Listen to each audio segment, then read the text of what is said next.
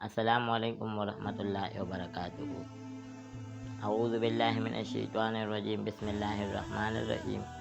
عید آ رہی ہے تو میں نے سوچا کہ عید کے حوالے سے کچھ ایسے مسائل آپ کے سامنے پیش کر سکوں جس کے آپ کے علم میں اضافہ ہو۔ سب سے پہلے میں قربانی کا جو ہے ثواب بیان کروں گا، اس کی شرعی حیثیت بیان کروں گا۔ اس کے بعد میں قربانی کس بندے پر واجب ہوتی ہے وہ بیان کروں گا۔ اس کے بعد قربانی کس کس جانور پر ہوتی ہے اور ہر ایک جانور میں کتنے حصے کیے جاتے ہیں یا کیے جا سکتے ہیں۔ تو سب سے پہلے قربانی کی شرعی حیثیت بیان کرتے ہیں۔ قربانی شریعت میں واجب ہے اور واجب فرضوں کے بعد دوسری ضروری عبادت سمجھی جاتی ہے۔ نبی اکرم صلی اللہ علیہ وسلم نے فرمایا، قربانی کا ثواب بہت بڑا ہے۔ نبی اکرم نے فرمایا، قربانی کے دنوں میں قربانی سے زیادہ کوئی چیز اللہ تعالیٰ کو پسند نہیں۔ ان دنوں میں یہ نیک کام سب نیکیوں سے بڑھ کر ہے، اور قربانی کرتے وقت خون کا جو قطرہ زمین پر گرتا ہے تو زمین تک پہنچنے سے پہلے ہی اللہ تعالیٰ کے ہاں قبول ہو جاتا ہے۔ یہ مشکات شریف کی ایک حدیث ہے۔ اب ہمارے لوگ لگے ہوئے ہیں، کراچی میں بھی ایک صاحب نے فیس بک پر یہ تصویر ڈالی تھی کہ اس سال جو ہے میں قربانی کا جانور ذبح نہیں کروں گا اور اس کے بدلے ایک واٹر کولر جو میں نے لگاؤں گا اور اس کا ثواب جو ہے مجھے زیادہ ملے گا کیونکہ اس کی ضرورت بھی زیادہ ہے۔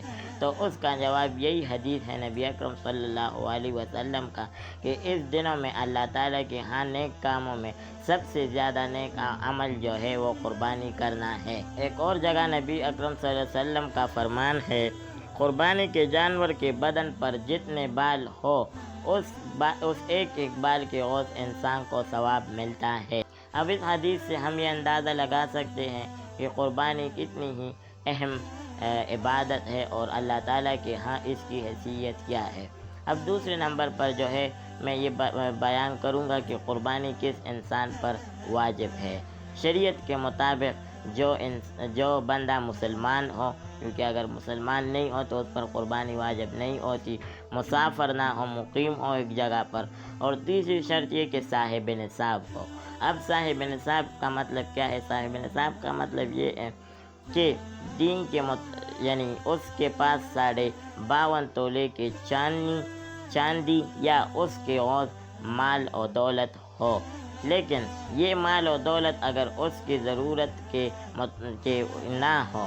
میں آپ کو مثال دیتا چلوں کہ ایک گھر میں ایک گاڑی ہے، اس کی قیمت 3-4 لاکھ روپے ہے اور وہ 52.5 تولے کے جو نصاب ہے اس سے بھی زیادہ ہے، لیکن وہ انسان اپنے آمد و رفت کے لیے استعمال کرتا ہے، اپنی ضرورت کے لیے استعمال ہوتا ہے، تو اس پر قربانی نہیں ہوتی۔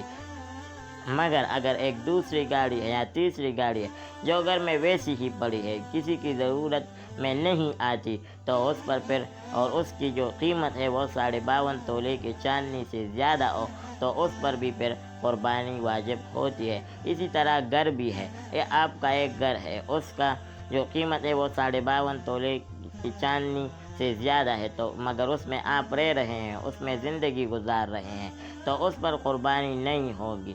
مگر اگر آپ کے پاس 2-3 گھر ہیں یا 2-3 پلاٹس ہیں اور وہ آپ کی ضرورت نہیں ہے تو اس پر پھر قربانی واجب ہوگی۔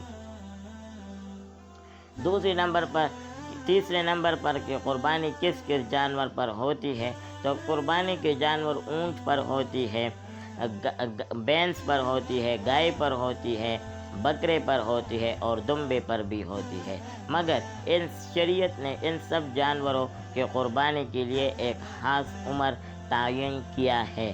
اونٹ کا عمر جو ہے وہ 5 سال ہونا چاہیے، گائے بھینس بیل کی عمر جو ہے وہ 2 سال ہونی چاہیے، بکرے کی عمر جو ہے 1 سال ہونی چاہیے اور دمبے کی عمر جو ہے وہ 6 ماہ ہونی چاہیے، لیکن اس شرط کے ساتھ کہ اگر وہ آپ 1 سال کے دمبے کے ساتھ کھڑا کر دیں تو اس میں کوئی واضح فرق نہ ہو، مطلب کہ وہ صحت مند ہو۔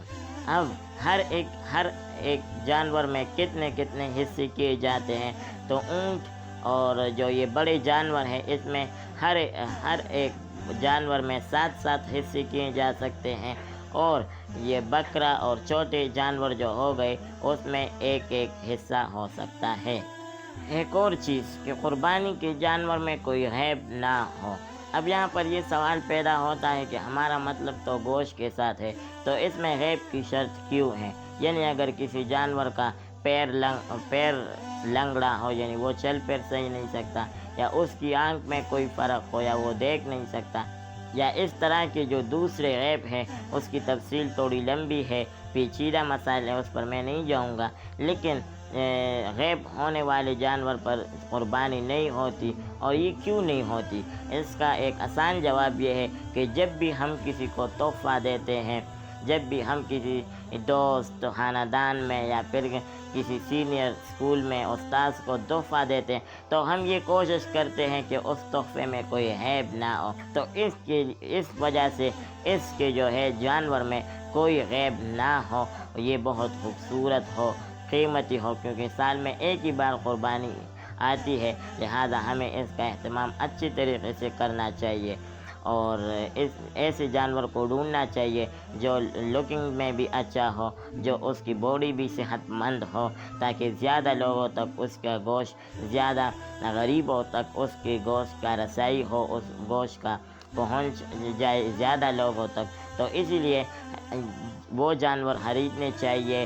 شریعت کی یہی اصول ہے، کیونکہ اس پر قربانی نہیں ہوتی جس جانور پر کچھ خاص عیب ہے۔ اب وہ عیب وہ شریعت نے بیان کیے ہیں، لیکن میں اس میں نہیں جانا چاہوں گا، کیونکہ وہ بہت تفصیلاً مسائل ہیں۔ ہمیں چاہیے کہ ہم اس عید پر ایثار کا مکمل خیال رکھیں۔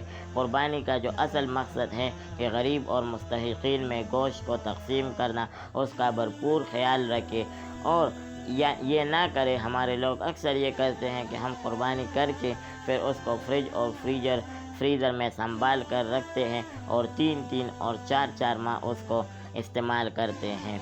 قربانی کا 3 حصے کر دینے چاہیے، ایک حصہ اپنے لیے رکھنا چاہیے، دوسرا حصہ جو ہے اپنے خاندان میں تقسیم کرنا چاہیے، اور تیسرا حصہ جو ہے اس کو غریب غربا اور مسکین مستحقین لوگوں میں تقسیم کرنا چاہیے۔ یہی ہماری شریعت کی اصول ہے، یہی ہماری دین کی اصول ہے۔ تو امید ہے کہ آپ سب لوگوں کو ویڈیو پسند آئی ہوگی۔ اگر ویڈیو پسند آئی تو پلیز لائک کیجیے، سبسکرائب کیجیے اور کمنٹ کیجیے۔ شکریہ۔